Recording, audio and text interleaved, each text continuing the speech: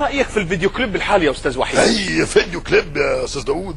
ايه ده؟ ناس بتجري شمال واي مطربه لازم تغني على ظهرها، عندها ديسك وده مش عارف والله العظيم، حاجه تمخول يا راجل، ما تلحقش تشوف، بتسمع بس والله. ايه ده؟ الوان شمال اصفر اخضر احمر وتلاقي حصان في النص. ايه لازمه الحصان؟ ايه لازمه؟ مش فاهم انا. طبعا هذا كان راي الاستاذ وحيد سيف. خلونا نشوف راي سيد زيان، نقول له ايش رايك في اغاني اليومين دول يا استاذ سيد؟ مساء الفل الاول، احلى مسا. وبعدين ده سؤال يا استاذ داوود تساله لي؟ ده انا بالذات يا راجل، انا بالذات ضد الحاجات دي خالص، تصدق بالله. وشرف اي فيديو كليبس يا راجل، ده دي فيديو من غيرها.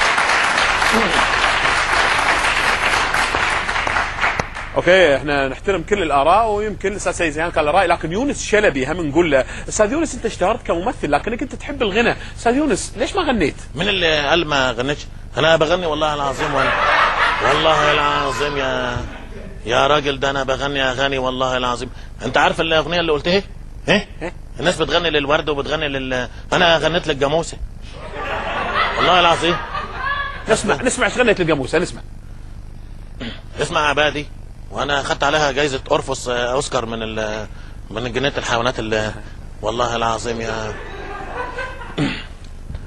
جاموسه راحت تقابل جاموسه، جاموسه راحت تقابل جاموسه، ما لقيتهاش جاموسه يا عيني لقيتها بقره عملت اكياج. ايه والله العظيم، غيرت شكلها زي الناس اللي بتغير شكلها. تلقى الناس كده في التلفزيون تشوفهم النهارده كده عينين خضراء، بكره تلاقيهم صفرة ودي منفوخه وحاجات من دي والله العظيم. انا هروح اعمل العمليه برضه انا كمان، اشيل قلت اغير البنطلونات شكلي حلو. وين؟ لحظه الحين انا ما فهمت. هو كده البتاع طبعا يونس شلبي معروف بادوار الكوميديه، ولكن نسال الان السؤال موجه للاستاذ عادل ادهم، ونقول له ليه ارتبط اسمك بادوار الشر؟ اي شر؟ انا ملاك يا استاذ. الناس اللي خلوني شر، في الشارع طلع الشر، في البيت طلع الشر، في الشغل طلع الناس بتشرب شر النهارده، مش شربات شر يا استاذ. حاولنا كثير ان احنا نتصل في الاستاذ محمد رضا، لكن موبايله ما بيردش. ايه يا استاذ محمد؟ يا سلام يا جدعان، وهذه النعمه الشريفه الموبايلات، والدنيا مقلوبه والخطوط. حياكم الله معلمين.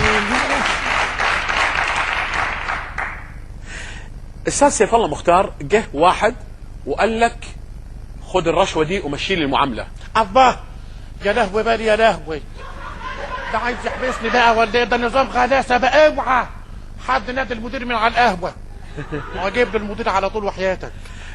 طيب نسال الان الاستاذ الفنان توفيق الدقن، ونقول له يا استاذ توفيق انت تجد نفسك اكثر وين، في المسرح ولا في السينما؟ لا لا لا لا لا لا، وشرفي واحلى من الشرف مفيش. بلاقي نفسي في الهدوم يا استاذ. اي والله اي مسرح دلوقتي يا استاذ، العمليه بقت بيزنس وحياتك بيزنس، مش كده ولا ايه يا اكسلانس؟ كان بودي ايضا اسال السؤال هذا للاستاذ اسماعيل ياسين. استاذ اسماعيل ياسين، بغيت اساله، بغيت اقول له برجك ايه؟ هل تؤمن بالابراج؟ لا والنبي يا اخوي الله يرضى عليك، انا برجي ابراج الكويت. والنبي.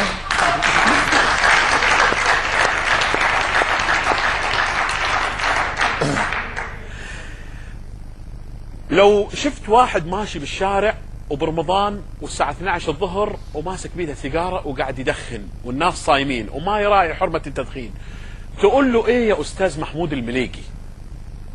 واحد بيدخن وفي رمضان يا استاذ وشرفي همسكه افرمه هو واللي يتعرض له. نصيحة لكل اولادنا الصغيرين، وبقت ظاهرة عامة على فكرة. الولد قد كده هو وحاطط السيجارة ومش مالي عينه حد، شبر ونص ولسه صغير حاطط بين صباعاته سيجارة. انا كبير ولازم اتغير، فاكر دي تبقى شطارة، مش هتبطل كان غيرك اشطر لما هتكبر شبر ونص ولسه صغير حاطط بيض صباعته صغار. برافو برافو. طيب استاذ امين الهنيدي، ايه رايك في الجيل الحالي؟ الجيل، اي جيل يا استاذ؟ نسمع كلمة ايه؟ الجيل ده في التلفزيونات، الجيل ده في الاجهزة، الجيل. قول الطين، قول اي حاجة غير الجيل. النهارده بقى له الشاب ما تعرفش تكلمه، الولد ما تعرفش تكلمه في المدرسة، وحياتك انت في المدرسة ما تعرفش تكلمه، الواد قد كده هو ضارب لك ناظر، حد قد كده يضرب لك ناظر. ده انا كنت في ثانوية عامة بجري من المدرس، بجري، وفي الاجازة كمان مش ايام الدراسة.